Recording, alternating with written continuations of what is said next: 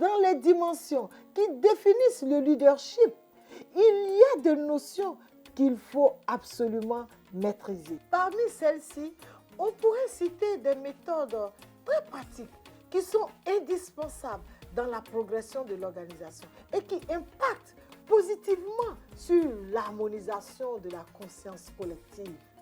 En leadership, il est impérieux d'être un coach aidant, un coach qui soutient, un coach qui encourage et qui guide son équipe vers la réalisation de l'objectif souhaité.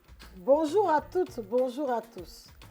En entrepreneuriat comme en politique, on constate deux choses qui ne sont pas productives et qui peuvent nuire à l'évolution de votre organisation. La première, c'est de démotiver ceux qui ne réagissent pas, ceux qui ne font plus rien pour aboutir ou atteindre le résultat.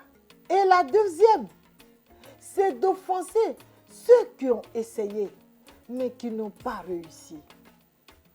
Dans les deux cas de figure, l'on ne suscite pas l'adhésion de son équipe, mais plutôt l'on crée de l'inquiétude, de la crainte et du désengagement.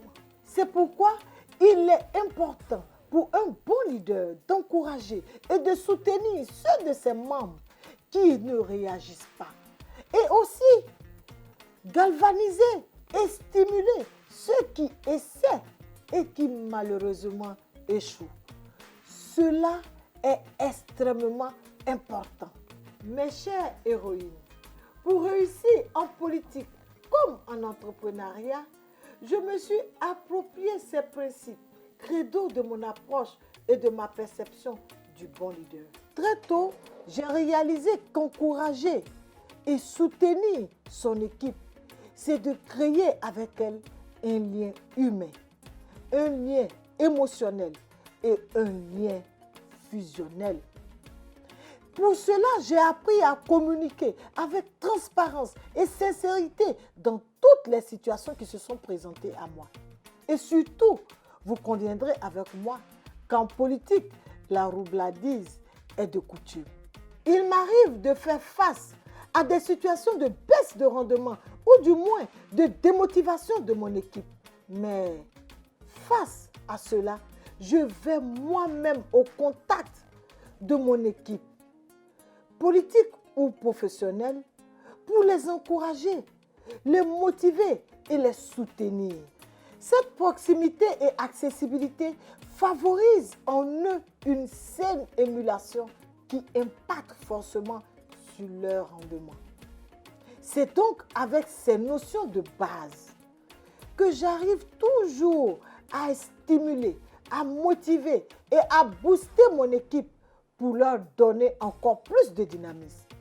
Je vous assure, cela fonctionne à merveille. Mes chères héroïnes, en tant que femme leader, vous avez d'énormes ressources à être de bons managers. Vous avez la capacité de conduire, de diriger et d'influencer positivement un grand nombre de personnes.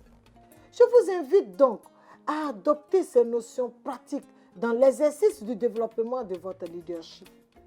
Femmes, osons briser les préjugés, osons nous engager, osons donc. Retrouvez-moi jeudi prochain pour un autre numéro du rendez-vous de l'honorable Adjarato.